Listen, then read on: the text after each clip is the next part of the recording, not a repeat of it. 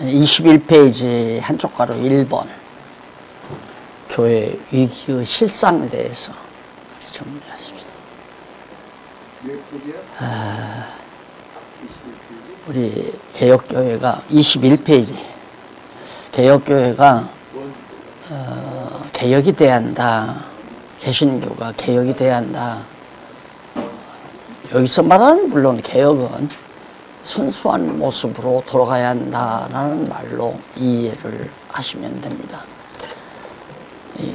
누구나가 아마 지금의 교회 모습대로는 안 된다, 아니다, 안 된다 다 공감을 합니다. 지금 현재 모습의 교회는 아니다.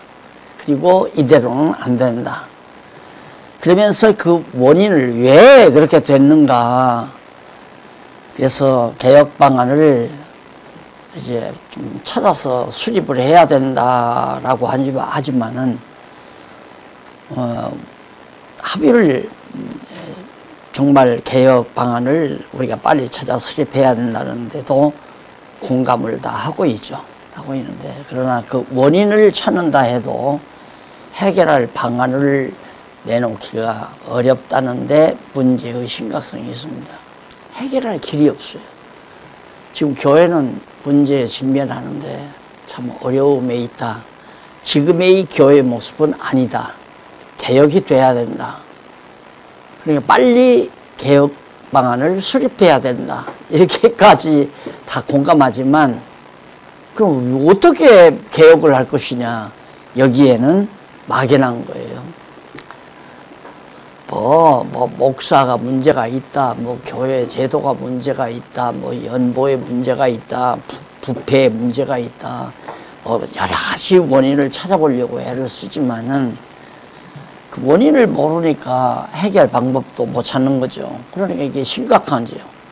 위기에 직면해 있는데 서구교회는 다 망했잖아요. 망해가고 있고 또 우리 한국교회도 지금 시들어져 가고 있고 그런데 대책이 없는 거예요. 그러니까 매우 심각하다. 그래서 학자들이나 생각하는 목사님들이 여러 가지 방안을 내놓지만은 그냥 지엽적인 데 불과한 거죠. 사회의 빛을 발해야 한다. 교회가 빨리 사회봉사를 많이 해야 된다. 특히 이제 그런 쪽에 많이 머리를 쓰고 있죠. 사회에 덕을 세워야 한다. 그래야 사회가 교회를 비방하지 않는다. 사회로부터 교회가 불신임이 20%대 신임, 교회가 믿어진다는 그런 생각들은 교인들 가운데서 한 20%밖에 안 돼. 20% 남짓밖에 안 돼.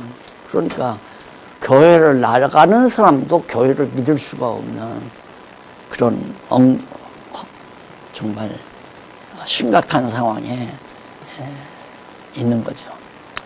그래서 이게 지금 기울어져 가는데 교회가 지금 넘어지기 위해서 기울어져 가는데 이걸 떠받쳐서 넘어지지 않도록 한다고 하는 것은 완전하지도 않을 뿐만 아니라 참 더 힘든 거죠. 그러니까 맨바닥에다가 건물을 짓는 건 쉽지만은 있는 건물을 헐고 다시 짓는다는 것은 그렇게 쉽지 않은 겁니다. 그래서 종교개혁 이후에 그 두 번째 문단 밑에서 세 번째 줄 개신교는 로마 가톨릭을 비롯한 세속주의 도전을 받으면서 온갖 시련 속에 지금까지 왔지만 오늘의 개신교의 현실은 매우 처참하고 암담한 처지인 것이다. 여기에 반해 거짓된 사교 집단들, 이단들이죠. 사교 집단들은 교회라는 이름으로 아주 잘 성장해요. 전도라는 이름으로 또 열심을 내고 있고 방법과 수단을 가리지 않고 사람을 끌어모으고 아주 기발하다고 그러잖아요. 대학생들 대학교마다 침투에 들어가서 묘한 방법으로 탁구 그룹이니 무슨 척구 그룹이니 이런 식으로 만들어서 이제 유혹해서 성경을 공부한다 피고 성경을 엉터리로 가르쳐서 완전히 이제 이단에 빠지도록, 젊은이들이 도리어 이단에 잘 빠지잖아요. 젊은이들이. JMS가 얼마나 정말 사회 비난을 받았습니까? 그런데도 뭐 계속해서 융성을 하고 지금도 살아서 큰 소리 치고 있고, 이런 것들이 모두가 다 교회가 직면하고 있는 아주 심각한 문제. 하나님께서는 창세전에 깊으신 뜻에 따라 두 번째 문단 22페이지,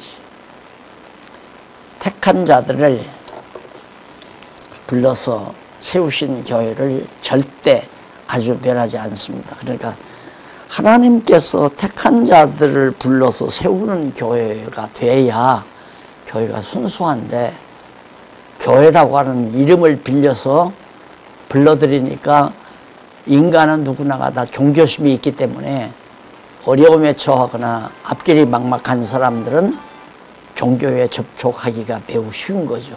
그래서 그런 사람들이 끌어들여져서 결국에는 인간들이 자기 생각대로 만들어낸 인조 종교, 인조 기독교죠.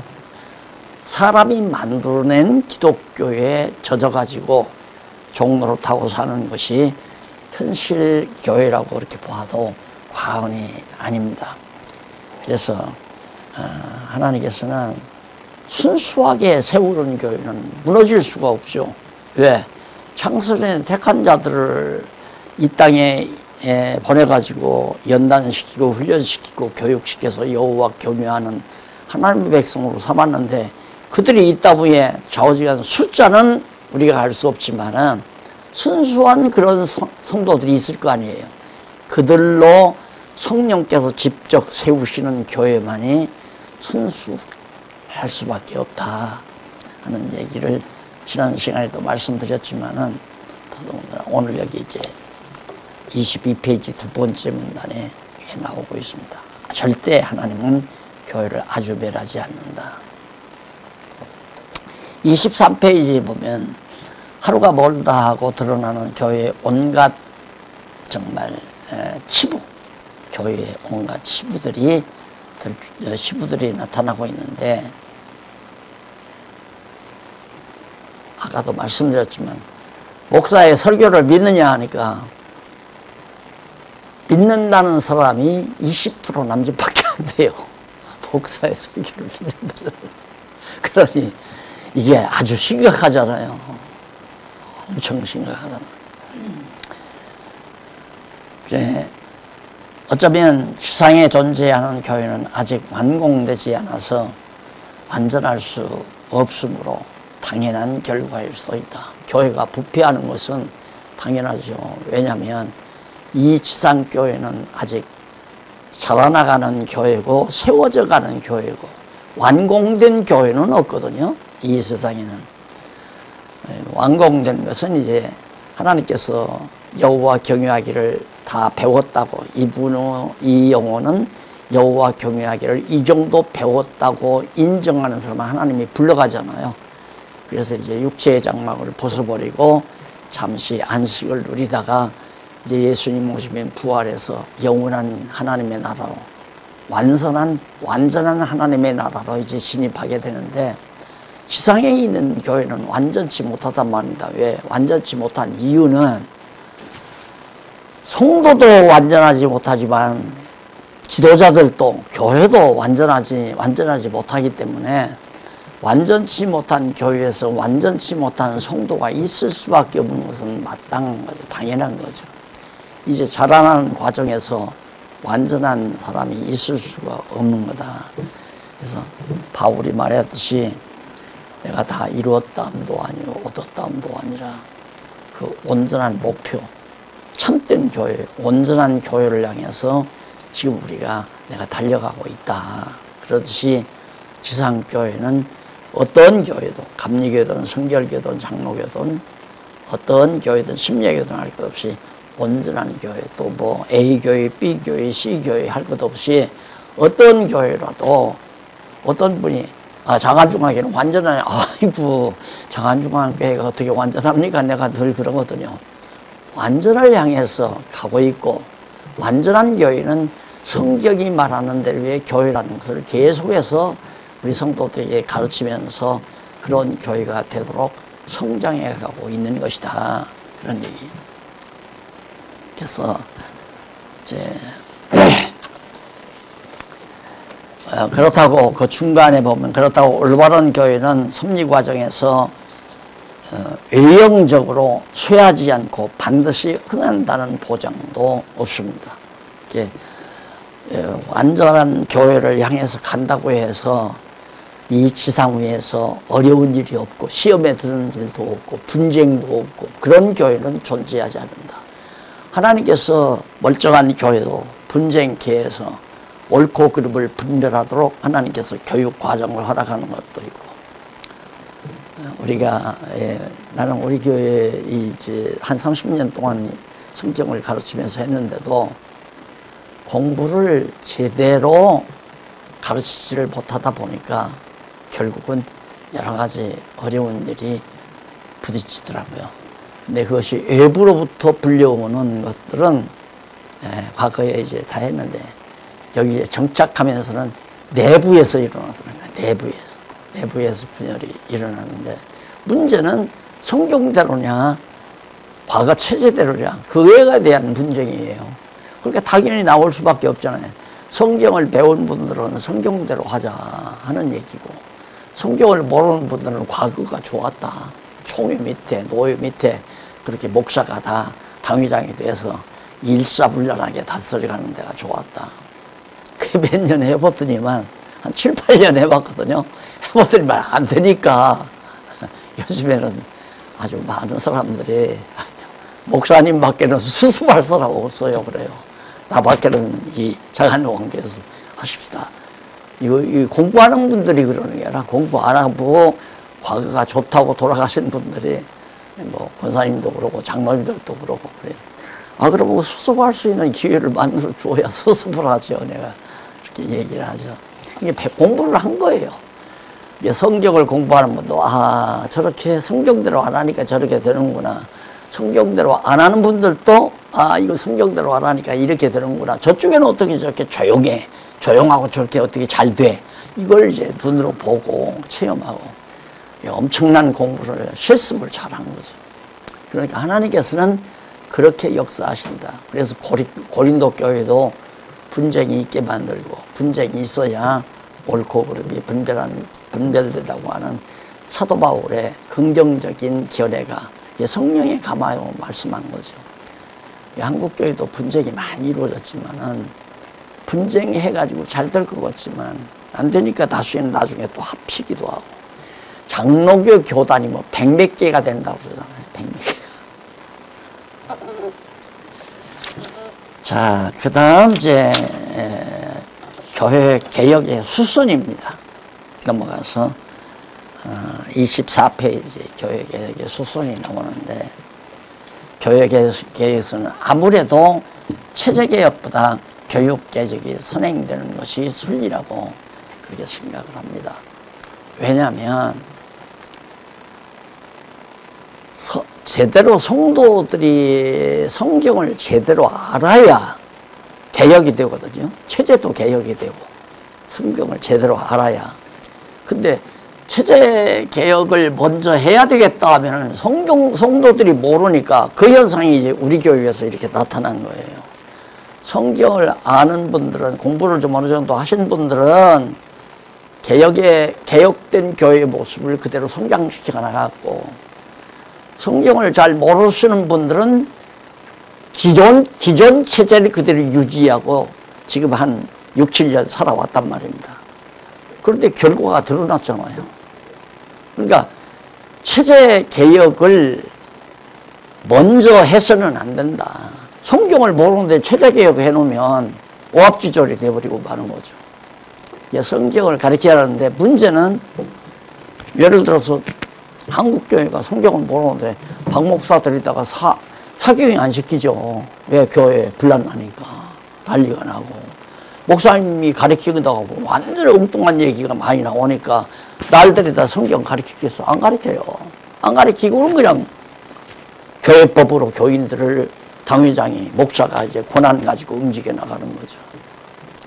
그래서 이게 참 개혁이라는 것이 인간 방법으로는 참 어렵다. 수수는 분명히 말씀부터 성경부터 잘 바르게 가리키는 것이어야 되는데, 지금 우리가 저 광주에서도 해봤지만은 4년 동안 그렇게 해봤어도 우리 아담한 교회들은 당돌하게 그냥 엎어버렸잖아요. 성경 신학대로 이제 가리키기 시작하니까 교회가 한동안 좀 어수선하다가도 차분하게 지금 돼가고 있잖아요. 그게 말씀 초석 후에 그게 말씀이 개혁이 되니까 그다음 체제도 바꾸어지는 거죠. 그게 순서인데 지금 한국교회 입장에서는 그게 안 된단 말입니다. 그래서 이번에 이제 우리 이 목사님도 지금 그 기독교 지도자 협의회 한국교회 대표기관이니까 거기서부터 어떻게 이래서 위에서부터 하나님의 말씀으로 좀 이렇게 정리를 해가지고 사이버 신대원도 세우고 해서 목사님들이 공부를 해서 점차적으로 체제도 바꾸어 나가는 그런 순리 방법을 지금 채택해 보려고 노력하고 있는 거거든요. 그러니까 뭐 안 되는 걸 억지로는 할 수 없지만은 가능만 하면 하여튼 목사님들의 세계에 이 성경을 가르칠 수 있는 그런 기회를 얻어야 되죠. 그래서 지난 학기에 이천에 가서 한 학기 동안 강의한 것도 이제 그런 의도에서 한 거고, 지금도 목사님들하고 이렇게 시간 보내는 것도 마찬가지고, 하여튼 목사님들이 성경을 깨닫고 개혁을 시작을 해야 강단이 개혁되고, 강단 개혁되니까 체제가 개혁이 돼서 올바른 교회, 건전한 교회가 많이 속출할 수 있다. 그래서 그렇게 성장해 가면 비교적 그래도 성숙된 아름다운 교회로 교회가 개혁돼 나갈 수 있다. 그 문제를 고민하는 거예요. 근데 체제부터 바꿔놓으면, 저도 그래요. 체제부터 바꿀 수가 없잖아요. 그래서 계속해서 이제 강의를 하고 한 5년에 걸쳐서 이제 미리 이 체제는 안 됩니다. 체제의 모순이 여기에 있습니다 하면서 강의를 했죠. 이 책에 있는 내용대로 강의를 그렇게 하고 책을 쓰지를 않고 내가 교환 만들어서. 그런데 4년쯤 되니까 교인들 가운데서 막 반발을 하고 나오는 거예요. 그럼 뭐 어떻게 해야 되냐고 반발을 하면서 뭐 그냥 이렇게 나오니까 이거 이러다간 큰일 나겠구나. 이러다가 이것이 그때는 총회가 있었으니까 총회로 비화돼 가지고 총회에서 행정정지 시켜버리면 되잖아요. 박 목사가 저렇게 교회를 완전히 뒤바꾸려고 한다. 이걸 알고 총회에서 결의해가지고 노회통해서 행정정지 시켜버리면 목사는 다위장권 상실해버리고 목회도 못하게 되고 행정을 못하게 막는 거고, 그러면 노회가 총회에서 결의해가지고 새로운 임시다위장 파송하면 교회 다 넘어가 버리잖아요. 그때는 재단법인으로 대진 때도 아니고. 그래서 부랴부랴 재단법인 만들고 4년 만에 이걸 고쳤더니만 한 반수가 이해를 못하는 거죠. 반수가 안 돼요. 반수도 안 되고 그저 몇십 명이 이제 옛날 체제에서 그래도 뭐 힘 좀 쓰고 사시던 분들이 과거 체제가 좋단 말입니다. 자기들이 웃자리에 앉아서 했기 때문에. 그분들이 이제 딱 하니까 성도들은 저쪽이 이제 본 건물이니까 그쪽으로 그냥 하다 보니까 그쪽에 들어가 버린 거예요. 그런데 말씀을 깨달은 분들은 우리는 끝까지 성경 공부합시다 해서 이제 이쪽 건물에서 하다 보니까 자연스럽게 이제 거리감이 생기게 됐죠. 그래서 6, 7년을 내가 꼭 참고 하여튼 성도들이 뭔가를 봐야 되니까 6, 7년 해봤더니만 이쪽은 아주 잭소리 아무 잡음이 없이 잘 돼나가요. 편안하고 누가 누구 지배하는 사람도 없고 누가 누구 명령하는 사람도 없고 왜 이거 안 합니까? 이거 해야 됩니다. 이런 사람도 없고 그게 조용하고 성경 공부만 열심히 하는 거예요. 그냥. 그러니까 잘 된다고요. 재정적으로도 뭐 모자람이 없이 잘 해야 될 일 잘 해나가고. 근데 저쪽에는 지금 재정 상태가 엉망이래요. 재정이 안 돌아간다는 거예요. 이 말씀을 먹어야 이거 기쁘고 즐거워 편안해서 주를 위해서 일하고 싶지. 아, 짜증만 나는데 교회 오면 뭐 교회가 다 오합지졸되고 뭐 누구 어떤 구심점이 없다고 그래요. 그럴 수밖에 없잖아요. 누가 대장으로 하면 네가 뭔데 대장이냐 이렇게 나오는 거고, 어설프게 이제 나한테 배워가지고 누가 누구한테 이러라 저러라 명령하지 말라. 그러니까 명령도 못하고 저쪽에 안 되는 거죠. 그래서 아주 정말 설령 잠시 많은 분들에게 아픔을 드리기는 했지만은 엄청난 실습 효과를 거두는 거예요. 그래서 내가 보니까 교회가 어려움이 있기 전에는 한 10,000명 가까이, 8,800명 가까이 이 강의를 들으러 그러더라고요. 8,800. 그러니까 10,000명 가까이 되잖아요. 그대로 나가서는 10,000명 훨씬 넘었겠죠. 편안하게 교회가 이제 짓고, 예배당 짓고 이렇게 해나가네요. 그런데 그게 딱 교회에서 분란이 일어나니까, 아, 말씀도 필요 없구나. 말씀 있다는 교회도 저 정도인데, 이래가지고 팍 줄어들더라니까. 그래서 내가 하나님께서 이런 과정을 통해서 다시 화합만 된다면 엄청난 시너지 효과를, 한국교회에서 분리됐다가 합쳐진 교회를 하나 없어요. 역사 이래. 분리되면 끝까지 분리되죠. 마을마다 이쪽 등록호에 하나, 이쪽 등록호에 하나, 예배, 교회당 지어놓은 게 다 분리돼서 그러거든요. 합동 측, 통합 측으로 이렇게 분리되고, 기장 측, 합동 측으로 분리되고, 이런 식으로 다 분리돼요.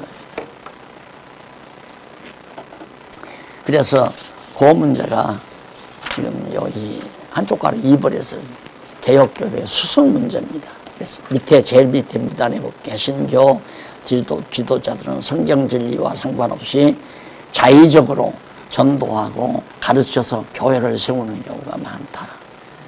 그러니까 성도들의 비유에 맞게 성도들이 요구하는 바가, 예를 들어서 교인 가운데 병자가 많으면 하나님께 충성하고 봉사하고 정말 연보 많이 하고 어려움이 있어도 11조 잘하면 하나님께서 병 낫게 해준다. 병 낫는다고 자꾸 해서 교인들이 모아보게 만들고, 복 받기를 원하는 사람은 뭐 이렇게만 복 받는다. 그냥 축복에 관한 얘기만 자꾸 성경에서 골라가지고 그렇게 하다 보니까 이제 기복사상에 젖어가지고 교회가 이루어지고, 그래서 현재 교회는 목사가 강단에 서서 강의를 하는데 성도들의 비유에 맞게 정말 소망을 주고 기쁨을 주고 정말 부자가 된다고 하는 그런 맹신에 사로잡히기만 하면 교회는 잘 되게 되어 있어요.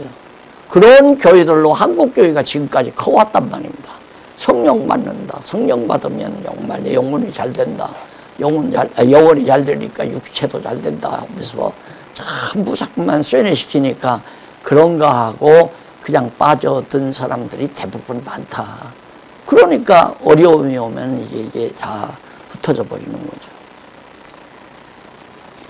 그래서 그런 지금에 와서는 이제 완전히 요즘 유명하다는 대전의 목사, 이제 만담쟁이가 돼버렸어요. 만담쟁이.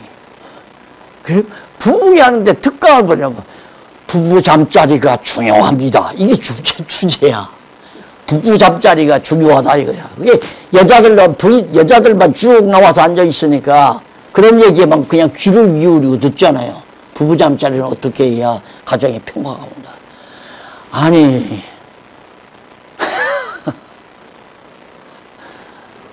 그리고 뭐 윤양기인가 뭐양기 노래 잘하는 가수 있었어요. 그 사람 갑자기 가만히 교회 뭐 드나들다 보니까 야 목사 일이 가수보다도 수입이 훨씬 낫거든. 그러니까 그냥 신학교 가가지고 어디 구석신학 가가지고 신학도 제대로 안 하고 목사 한 수 딱 받아가지고 한때 또 강남에서 윤양기가 인기 아니었어요. 그 김양기인가 뭐 향기라고. 예? 윤양기. 이름까지 불러서 안 냈지만 지금 목회도 못하고 있잖아요. 그러니까 또 뭐 저거야 합동식이지만 설교하다가 그냥 뭐 별놈의 유행가 다 부르잖아요. 예. 그래가지고 욕 칭탕 먹고. 생각해 목사가 강단에서 다 유행가 불러. 우리 이 목사님은 설교할 때는 안 부르잖아요.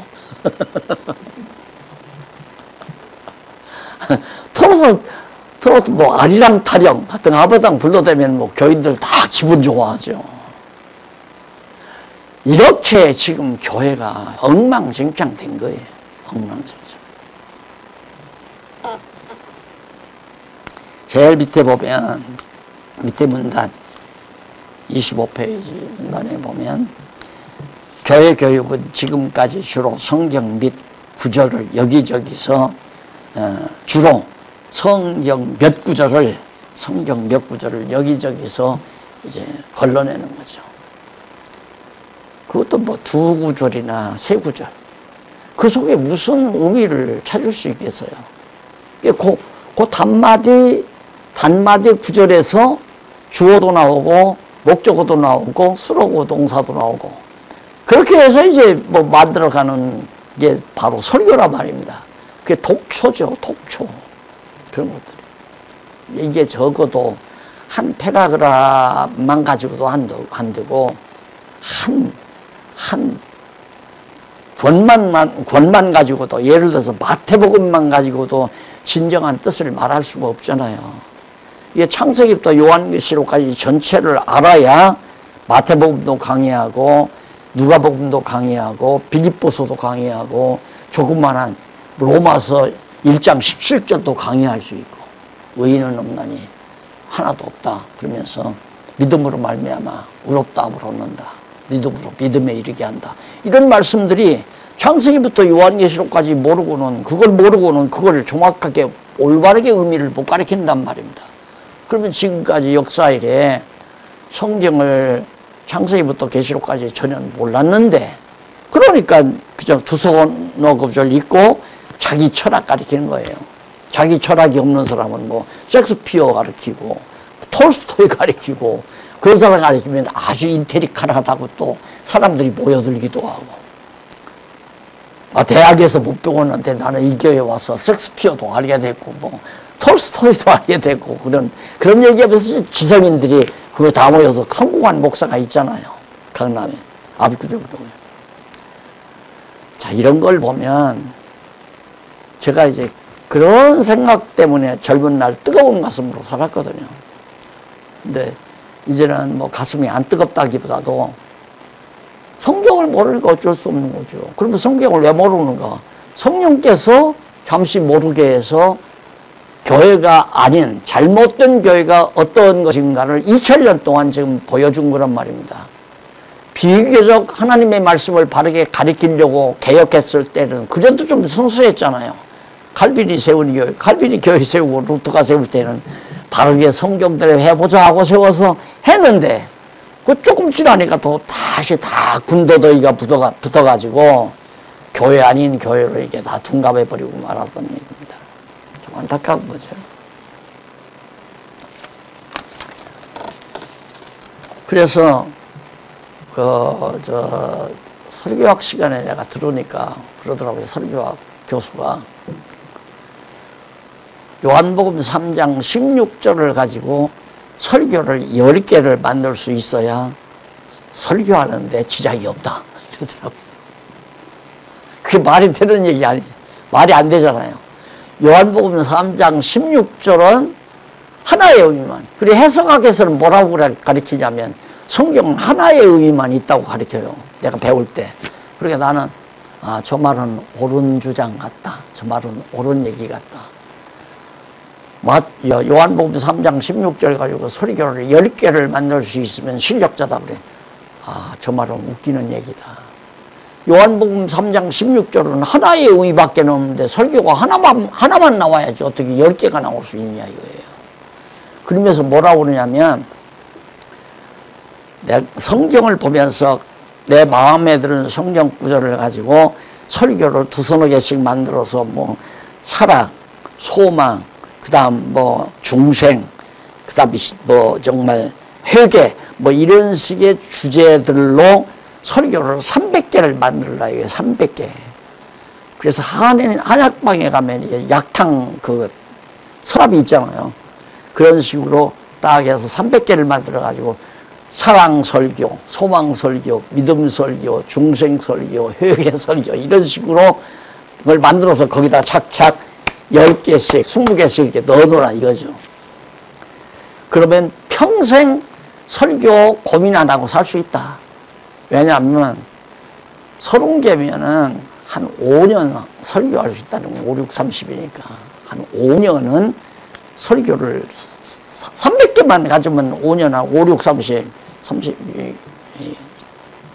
그래가지고 성도들이 한 5년 지나면 5년 전에 했던 설교를 기억을 못 한대요.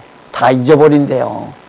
새로운 설교를 한다는 거예요. 그때 가서 또 쓰도면 돌니까 돌고. 나는 그렇게 배우고 총신에서 그렇게 배웠어요. 목사님 그렇게 안 배웠나? 저 대구에 있는 설교학 목사가 와서 그렇게 가르쳤더라고요.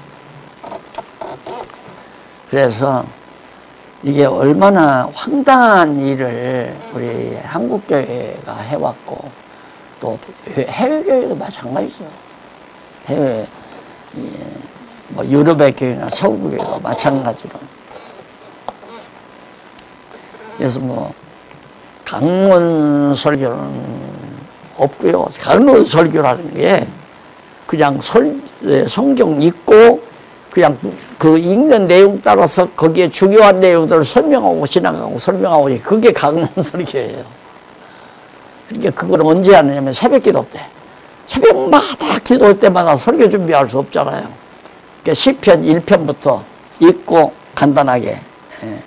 여러분 의인은 악인의 꾀를 좇지 않는다고 했습니다. 절대 악인의 꾀를 따라가면 안 됩니다. 그리고 넘어가고 그런 식으로 이제 그게 강론 설교라고 생각하는 거죠. 결국 아무것도 안 해요, 사실은. 그게 강단에서 그동안 살아왔는데 어쨌든 어두운 세상이었기 때문에 문맹자가 많았잖아요. 기독교가 이럴 때는. 그러니까 그분들이 그래도 공부했다고 하는 대학을 나왔다고 하는 목사님들 앞에는 그냥 기가 죽어가지고 성장해가지고 결국엔 지금까지 오다가 고개를 넘어버린 거예요. 그게 주장입니다. 자, 세 번째로 교회 개혁의 당위입니다. 그러니까 순서는 설교, 성경 교육 개혁부터 이루어져야 되는데 체제가 그러니까 교육 개혁을 할 수가 없다. 왜? 강단에 안 세우고 또 가르치지 못하게 하고 올바른 것을 가르치지 못하게 하고 강단에 그렇게 아는 사람을 강단에 세우지도 않고 그래서 저는 그냥 개척을 할 수밖에 없는 밑바닥에서부터 시작을 했죠. 시작을 해서 결국에는 오늘날에 이르기까지 하나님께서 이모로 저모로 성장시켰는데 제가 번역을 치른 것은 제가 성도들에게 가르친 내용이 밖으로 새나가서 그것이 노위에서 문제가 되고 총회에서 문제가 되다 보니까 이단으로 취급받은 때가 여러 번 있었던 것은 당연히 있을 수밖에 없죠. 그래서 개혁의 수순, 교회개혁의 수순은 반드시 교육개혁부터 돼야 되는데 체제개혁을 할 수가 없다. 교육개혁 없이는. 가르쳐서 성도들이 다 알면 그냥 체제개혁은 하라고 안 해도 자연적으로 하게 된다. 그럼 목사가 이게 성경을 가르치면서 누구 말 듣고 누구 명령 듣고 살지 마세요. 여러분들이 진리를 깨달으면 완전히 하나님의 영이신 성령에 사로잡힙니다. 그때 진정한 자유가 옵니다. 성령이 인도함을 따라 사는 것이 올바른 하나님의 백성입니다라고 가르쳐 놓으면 목사가 명령하면 목사님 왜 저한테 명령하세요? 이렇게 얘기가 나올 거 아니에요. 목사는 그러니까 자기가 그렇게 가르쳤으니까 명령 안 할 거고 자연히 체제개혁 하지 말라고 해도 체제개혁이 된다. 교육개혁만 되면 그 얘기예요. 그 다음에 교육개혁의 당위. 당연히 마땅히 개혁이 돼야 된다. 개신교는 성경 기초가 너무 부실했던 점이 문제의 근본 원인으로 지적되죠. 기초가 부실했다. 기초 위에 하나님 말씀 토대 위에 교회를 세워야 하는데 개신교가 성경 권위를 말을 했지만은 명제적으로는 말을 했어요. 그런데 문제는 실제적으로 성경 권위가 제대로 확보되지 못한 상태에서 개신교를 세우다 보니까 문제가 된 거죠. 가장 중요한 것이 뭐냐면 성경이거든요. 성경적인 기초가 아주 매우 중요한데 바로 그런 데서 이제 그리스도의 몸된 교회는 타락한 세상에서 온갖 시련을 거치면서 세워져 가고 있는 상태에서 정말 하나님의 교회가 진리반석 위에 흔들림 없이 세워져야 된다. 그러니까 조금 집을 세워놨는데 기초가 휘청해버리면 무너져버리고 휘청해버리면 무너져버리고 당연히 교회 개혁은 당연히 돼야 된다. 그래야 교회가 견고해진다. 그걸 말하기 위해서 하는 얘기입니다. 그래서 결국 교회는 하나님께서 이제 예수 그리스도께서 이제 진리 반석 위에 깨닫게 해서 세우는데 이 세상 끝날에야 완공이 되는 거죠. 완전히 하나님의 나라가 완전하게.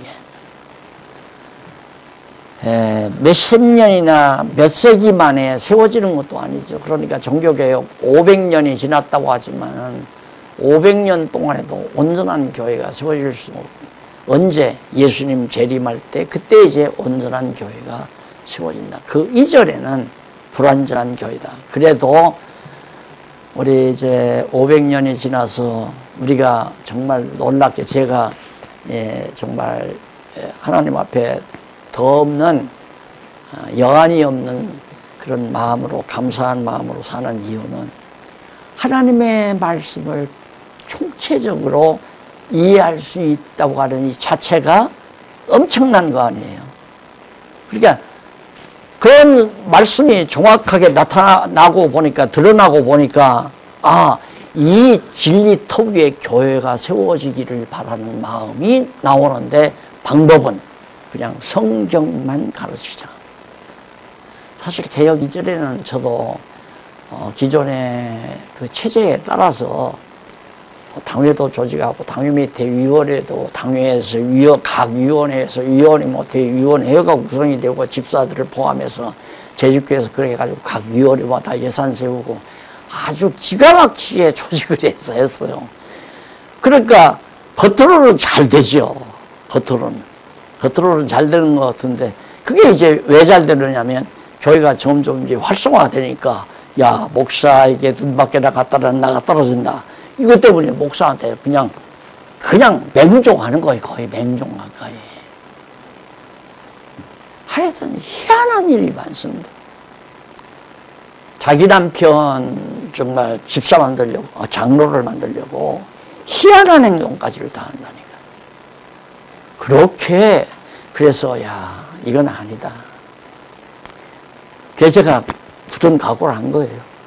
내가 그냥 편안히 살려면 은퇴 적당히 하고 누구 잘하는 사람 후임자 세워서 해야 되는데 오줌뛰게 내가 교회를 해놔가지고 이것도 저것도 아니면 그냥 다 무산되고 말겠더라고요. 그래서 이제 개혁을 했는데 다행스럽게 개혁을 잘했던 것 같아요. 체제 개혁까지 아주 딱 단행해가지고 하다 보니까 이제 점점 확실해가지고 그 나이 드신 장로님들이 이제는 깨닫고는 이제 신학을 좀 해보고 싶다고 그러나 이제 나도 나이가 좀 젊으면 신학을 좀 해보고 싶다고. 재밌거든요. 확신이 오고 믿어지고. 당연히 개혁이 돼요. 그리스도의 몸된 교회는 반드시 신실하신 하나님의 말씀인 성경 말씀의 기초 위에 세워지는 것이 옳기 때문에 당연히 말씀 초석 위에 세워지지 아니한 교회는 개혁이 돼야 되잖아요. 그래서 목사님들 받으셨지만 그 교회 연합 사역에 대한 거기 보면 이제 교회 교회 목표가 나오잖아요. 이상. 말씀의 초석 위에 세우는 교회.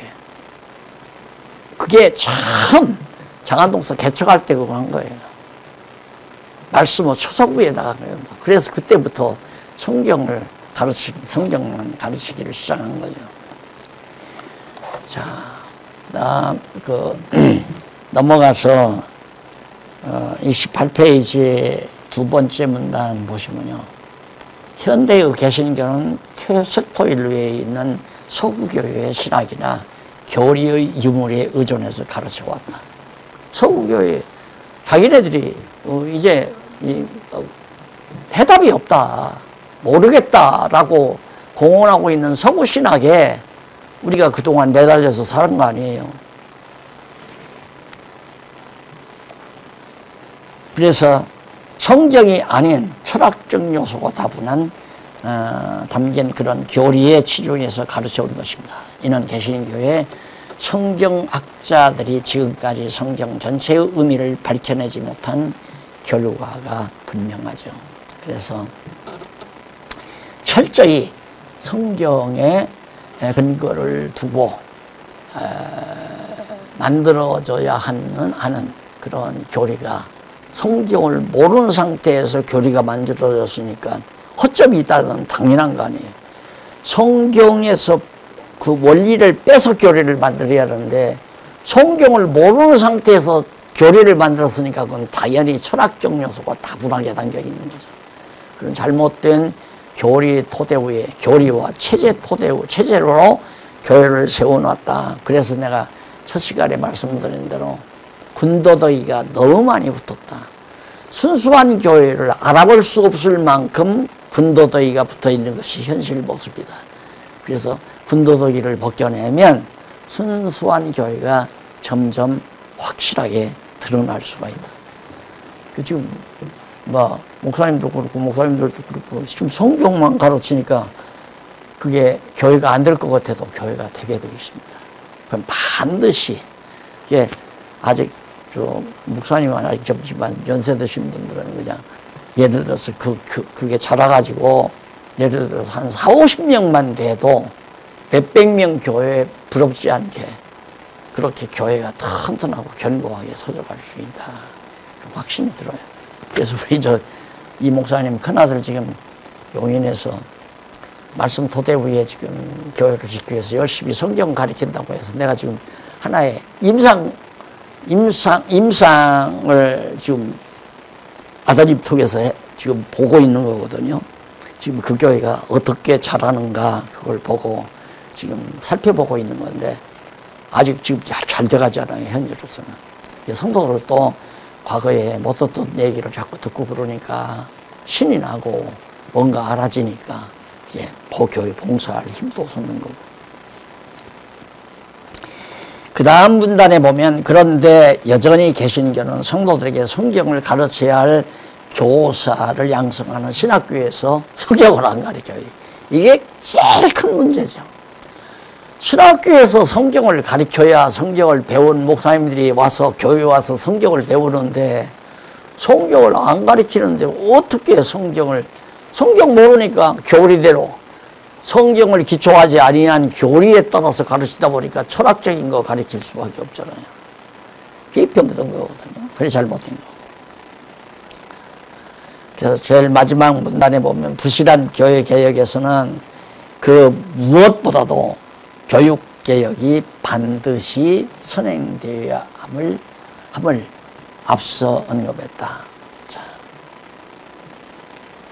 당연히 부실한 교회를 다시 정말 개혁을 하려면은 성경부터 가르쳐야 된다.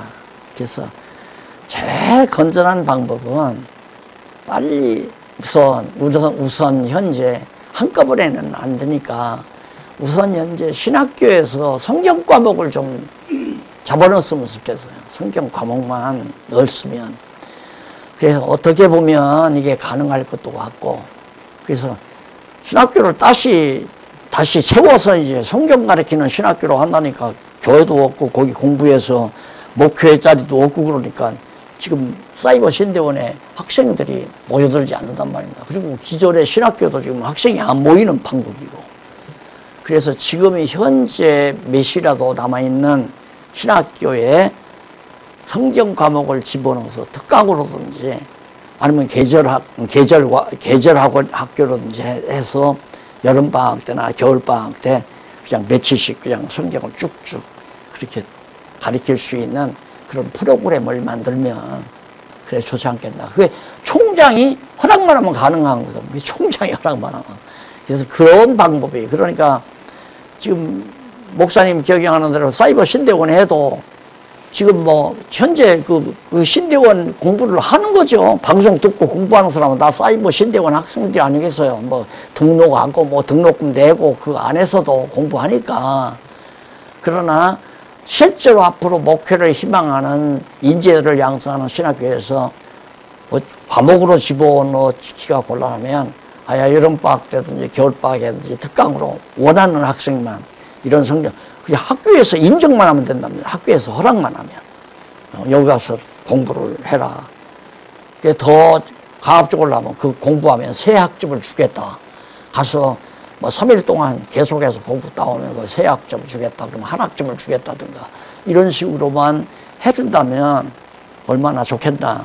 그러니 이게 총장들이 성경신학의 그 핵심을 좀 알기만 하면 당장 할 것 같은데 내일로는 안 된단 말입니다. 그래서 우리 이 목사님이 좀 활동을 해서 그렇게 하면 되지 않을까 해서 좀 해서 결국 기독교 지도자 협의회까지 간 거 아니에요. 성경부터 가리키는 일이 선행돼야 돼요. 그러면 개혁이 순조롭게 잘 돼요. 그런데 일반 성도들이 성경을 깨달으면 교회 분란 난다니까. 나 또 이단 시비 붙고 나 또 이단이라고 그러고 너 그거 어디에서 배우냐 하면은 박용기한테 박용기가 그렇다 그러고 박용기 또 이단 되는 거 아니에요. 아, 나 이단 돼도 상관은 없지만은 그런 싸움만 지금까지 그런 과정이거든요. 그래서 그 당위성까지, 그러니까 지금 오늘 우리가 공부의 서론에서 교회 위기의 실상에 대해서 첫 번째 배웠고요. 그 다음 두 번째가 교회개혁의 수순, 교회개혁의 당위성, 당위, 이 세 가지 주제들에 대해서 정리를 했습니다.